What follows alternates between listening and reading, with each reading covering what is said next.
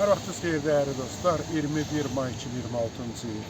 Biz Beynəlxalq Münasibətlər və Jurnalistika İnstitutunun həyətindəyik, Şevçenko Universiteti.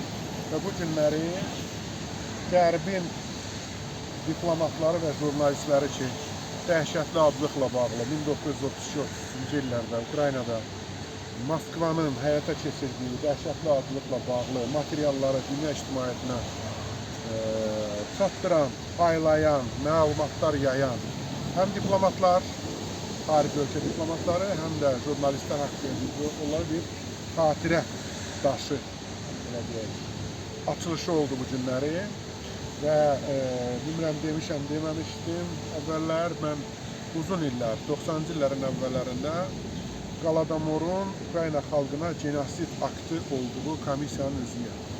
İndi Allah'a şükür 30'dan yukarı ölkə artıq Qaladomorun Rusiya tərəfindən genosid olduğunu tanıyır. O cümlədən Avropa Birliyi, ATƏT, ümumiyyətlə beynəlxalq təşkilatların çoxu tanıyır.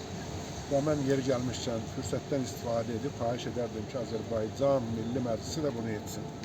Yəni bu vacibdir. Və ona görə burada deməli Qərbdən gələn jurnalistlərin, diplomatların 32-33-cü illərdə Sovetlər Birliyində olan, təsəvvür edin ki, diplomatlar, onlar hamısı Ukraynada olmayıblar. Sovetlər Birliyində olublar diplomatlar.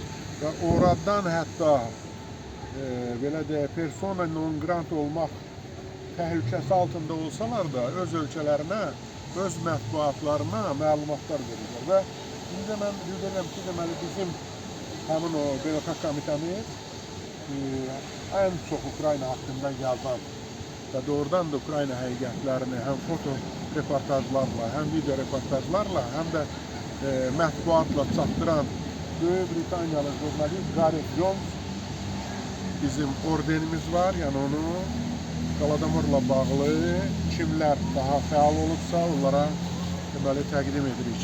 Və Gareth Jones çox belə müəmmalı bir şəkildə gənc yaşında dünyasını dəyişib. Yenə də nəzərlər Kremlə, NKVD-yə, nə bilim KGB-yə dikilir ki, təbii ki, Rusların, Rus Xarici Kəşfiyyat İdarəsinin əməyi olub belə insanların deməli öldürülməsində. Bunların bir neçəsi çox müəmmalı şəkildə dünyalarını dəyişiblər. Allah rəhmət eləsin, həmişə olduğu kimi deyək ki, həqiqəti gizlətmək mümkün deyil. Bu şəxslər ayrı-ayrı ölkələrdə, təsəvvür edin ki, Fransa, Avstriya, Çexoslovakiya, Almanya, yenə Fransa, Amerika Birləşmiş Ştatları, İtaliya, Polşadan əsas Polşadan, sonra Böyük Britaniyadan bir neçə nəfər. Bu jurnalistlər, bu diplomatlar o zamanın bütün təhlükələrinə baxmayaraq Ukraynada baş verən dəhşətli azlıq hadisəsini dünya ictimaiyyətinə çatdırıblar və o gündən bu günə qədər təsəvvür edin ki, 93 il vaxt keçir, axırıncı mərhələləri deyirəm, 1933-32-33-də bir 2 il ardıcıl olaraq özdə bu etnik zəmində baş verib, yəni bunu da bilmək lazımdır. Məndən də bəziləri soruşur ki, nə bilim, Volqa boyu da aclıq olub, Kareliyada da aclıq olub, Qazaxstanda da olub. Amma Ukraynada baş verən aclıq, o biraz yuxarıdan fərqli olaraq sırf Ukrayna yaşayış məntəqələrində olub. Bu bir. İkinci, Ukrayna qara torpaq zonadır, Ukrayna məhsuldar zonadır. Ukrayna belə deyək, kənd təsərrüfatı dövlətidir, ölkəsidir və Ukraynalının, mən hər zaman da yadınızdadırsa telekanallarda da deyirəm, evində 100 kiloqram ərzağı olanda deyir, heç nəyim yoxdur. Yəni Ukraynalıların belə deyək, belə mahiyyəti o cümlədən həmişə ehtiyatlı olurlar. Həmişə evlərində artıq ərzaq olar, həmişə belə deyim də duzlu çörəkli olurlar. Və birdən-birə NKVD-nin zaqonu deyirlər, yəni dəstələri Ukrayna kəndləri mühasirəyə alaraq, təsəvvür edin ki, fərqli rəqəmlər 12 milyona qədər deyənlər var. Ortalama rəqəm təxminən 7-9 milyon arasıdır ki, insanları öldürüblər və Qərb, o cümlədən Fransa 1933-cü ildə Sovetlər Birliyin tanıdı, SSR-ni tanıdı. O cümlədən Qərb ölkələri başa düşdülər ki, Ukraynada milli insanların, yəni kəndlilərin müqaviməti artıq olmayacaq, çünki onları Stalin acından öldürdü.